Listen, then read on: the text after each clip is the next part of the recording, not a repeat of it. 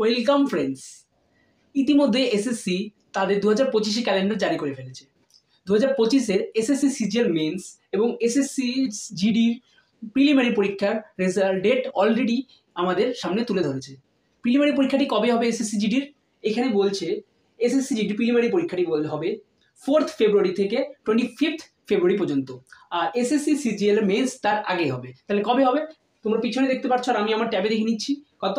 18th জানুয়ারি থেকে 20th জানুয়ারি পর্যন্ত। তাহলে তোমরা ইতিমধ্যে যারা 2024-এর প্রিলিমিনারি এক্সাম সিজিএল এর পরীক্ষাটি ভালো মতন দিয়েছে তাদের মেন্সের প্রিপারেশন অলরেডি শুরু করে ফেলেছো, আর যারা 2025-কে টার্গেট করছো তারা ইতিমধ্যেই 25-এর জন্য জোর কদমে শুরু হয়ে চলেছে।